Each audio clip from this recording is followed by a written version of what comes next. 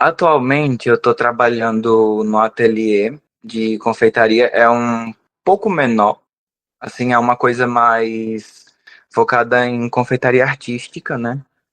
Doces finos, doces decorados e bolos para, enfim, as diversas ocasiões. Às vezes faz algum bolo empresarial, às vezes bolo de aniversário, de casamento.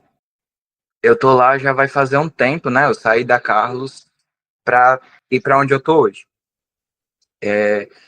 O que é engraçado assim, porque o meu chefe hoje, o dono do ateliê que eu trabalho, ele foi um dos participantes do Batalha dos Confeiteiros com o Bud lá atrás. Que eu também assisti quando eu morava em São Miguel, na TV, passava ali na Record. E aí, sei lá, é muito louco pensar, né? Tipo, eu assistia, vi, aí hoje eu trabalho com ele, sei lá, esses acasos da vida. E, bom, você falou um pouco agora no final do seu presente, mas olhando para o seu passado, né? Enfim, sua trajetória lá em São Miguel também. E relacionado a isso, eu queria entender um pouco quais aprendizados você leva de São Miguel e o que São Miguel representa para você hoje também, mesmo estando longe, né? Foi onde eu comecei na confeitaria. Então, por mais que hoje eu seja uma pessoa completamente diferente do que eu fui quando eu morava aí ou quando eu trabalhava aí, tudo que eu sou hoje vem do que eu era. Eu gosto muito de lembrar do tempo que eu trabalhava com a minha tia, porque por mais difícil que fosse, foi um tempo de muito aprendizado. E uma coisa que eu gostava de trabalhar em São Miguel, e que eu não vejo tanto aqui em São Paulo, mas eu acho que isso é mais cultural do nosso Nordeste mesmo, é que tudo era muito mais abundante, sabe? Tipo assim, a festa era para 10 pessoas, então vamos levar um bolo para 30. Tipo assim, é melhor sobrar do que faltar. Então eu gostava muito disso. Eu acho que isso refletiu muito em mim, porque até hoje eu sou uma pessoa assim também. Eu achava muito gratificante fazer o meu trabalho, às vezes, principalmente quando era bolo para criança. Como eu comecei muito cedo, sei lá, vinha uma criança fazer o bolo de 1 ano, aí depois já era o bolo de 2 anos. Quando ia ver, o bebê já era uma criança, a criança já estava grande.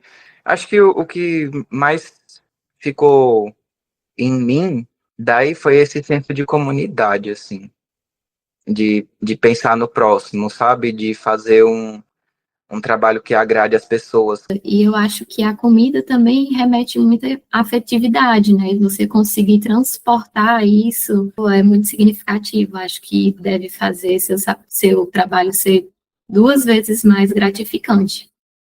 E pensando um pouco nessa oportunidade tão específica que você teve de ter a experiência com a sua própria tia, desde muito novo, assim, foi algo que desencadeou, assim, toda a sua trajetória. E aí, pensando mais na juventude, assim, que a gente tem atualmente em São Miguel, com o contexto que a gente tem atual, você sente que essa juventude tem a oportunidade de construir uma trajetória também? Com certeza. Especialmente porque hoje tem acesso a coisas que antes a gente não tinha, né? Não só em questão de internet, mas uma coisa que eu vi que tá para acontecer em São Miguel e que eu fiquei muito feliz é que vai ter um IF agora aí, né? A nossa cidade, por mais pequena que ela seja, ela sempre teve uma população jovem muito grande, né? O pessoal gosta de ter filho em São Miguel. Eu falo por minha mãe que teve 5. Então, assim, a gente só tinha Junei para ensino médio. E eu achava muito pouco, né? Porque não dá para a população inteira. Tinha a galera que ia para o IF, tinha um pessoal que ia para Pereiro, né? Fazia o ensino médio ali no Maria Célia, no Virgílio. Se fosse para todo mundo fazer ali em São Miguel, não cabia, não dava, né? Então, assim, eu vejo que os jovens de São Miguel hoje, eles têm sim a chance de criar uma trajetória profissional interessante. Eu sempre estou vendo o que está acontecendo, mesmo longe. Então, Amarrando um pouco essas questões que você já trouxe, né, da juventude, se você tem algum recado, assim, para quem está começando agora, para quem está ali no, né, no ensino médio, enfim, pensando, né, carreira, a gente sabe bem, a gente passou por esse período, assim, há pouco tempo, né, nós três aqui, Então, queria saber se você tem algum recado para esses jovens que estão nessa etapa da vida e, eventualmente, até com medo de dar esses primeiros passos, né? Ou tomar até passos que, às vezes, fogem do tradicional, né? Eu acho que, para responder essa pergunta, a gente acaba entrando um pouco no clichê de sempre persistir e ir atrás. Só que eu sei que a gente não vive num país que é muito igual, né? Eu sei que para algumas pessoas o mais difícil não é entrar na faculdade, é se manter nela, por exemplo. Porque não é todo mundo que tem as condições do pai sustentar, se formar, sabe? Às vezes precisa começar a trabalhar mais cedo, que foi o meu caso. Eu não sei se, por exemplo, se eu tivesse tido a oportunidade de só estudar até me formar para poder começar a minha vida profissional, que é o que eu acho que todo mundo deveria ter direito, se eu, por exemplo, seria confeiteiro hoje, né? De repente eu podia estar fazendo outra coisa. Mas eu acho que a gente tem muitas possibilidades e muitas vezes, por morar no interior, a gente pode acreditar que não é pra gente, sabe? Tipo, aqui é uma cidade pequena, aqui não tem muita oportunidade de emprego, ou aqui não tem muito o que eu possa fazer. Só que eu acho que a gente pode ir além disso, sabe? Não necessariamente só se limitar ao que a nossa cidade pode oferecer. A gente também pode ir atrás do que a gente quer fora dela.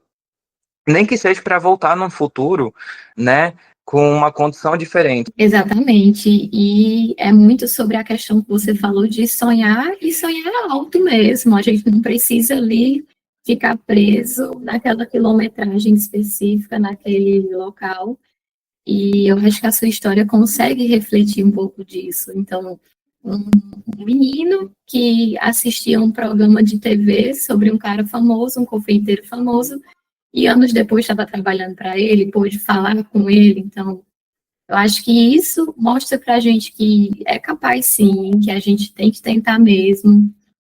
E é sobre ter essa coragem de você usar, né? Queria fazer justamente o que você fez, de ir lá e falar com eles diretamente, insistir, mandar currículo e mandar novamente. Então, é de uma persistência que eu acho que é muito característica das pessoas da nossa cidade mesmo. E aí, você acabou falando também sobre um ponto específico, né? Das pessoas, às vezes, voltarem de uma forma diferente, com novas oportunidades, fazendo coisas diferentes, mas a gente queria saber de você mesmo. Tem alguma possibilidade de volta, de abrir um empreendimento, algum projeto específico para São Miguel no futuro? Amiga, hoje não é o meu plano.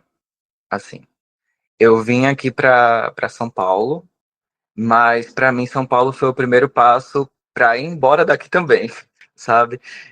Hoje eu não consigo me ver voltando a morar no interior, porque por mais difícil que seja a vida na cidade grande, eu gosto muito, né? Eu me identifico mais com essa loucura, assim, essa correria, e vai, pega o metrô, e volta não sei pra onde, e vai pro trabalho, e vem pra casa, não sei o quê, e às vezes nem dá tempo de você nem respirar. Às vezes dá vontade de você gritar e falar, pra que eu vim pra essa cidade? Aí quando a raiva passa, você fica assim, eu sei, eu vim porque eu tinha que vir, tá tudo certo. Mas, assim, hoje eu não penso em voltar pra São Miguel e pra empreender.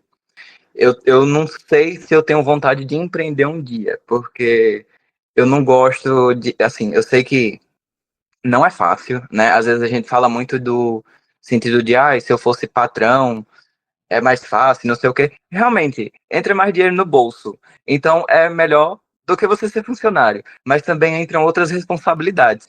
E, assim, eu gosto muito da confeitaria francesa.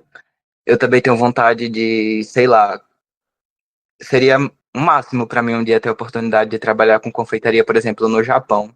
Então, no momento, a minha vontade é de aprender mais, só que ir um pouco mais longe. Ai, não sei, talvez na velhice voltar, mas no momento eu acho que ainda quero explorar um pouco mais do que tem para conhecer, assim. E assim, Roger, a sua resposta não me surpreende nem um pouco. Desde sempre, desde muito jovem, eu acompanhei esse seu desejo de sair de São Miguel e ir para outros horizontes, fazer coisas novas. E eu vejo, conhecendo você há tantos anos como eu conheço, eu percebo que você está cada vez mais feliz, Parece que cada vez que eu te vejo de novo, você tá melhor do que a última vez, mais contente do que a última vez. E eu acho que isso é muito pela tua liberdade mesmo, sabe? Então, que bom que São Miguel tá alcançando, assim, esse tanto de coisa sendo proporcionado por você. E acho que é isso mesmo, Daisy. E a gente também tem muito disso, assim, de fazer essa troca. Não necessariamente você precisa estar fisicamente em São Miguel para pensar a cidade, ter essa lucidez e essa consciência dos desafios da cidade, das oportunidades, do que a cidade agrega. E acho que a sua fala traz muito disso também. Foi um prazer, assim, te conhecer a tua história, a tua trajetória. Desejo também muito sucesso nos seus projetos. Então, muito obrigado, de verdade. Foi muito, muito bom te ouvir, poder conhecer mais da sua história e do ser humano que você é também. Se você curtiu esse episódio, manda para alguém que também precisa dessa inspiração. E aproveita para seguir o Na Calçada da Gente no Spotify, no YouTube e no Instagram Agenda da Gente. Mês que vem tem mais. E até lá, a gente segue celebrando o que São Miguel tem de melhor, a sua gente. Até já, até mais. Tchau, tchau.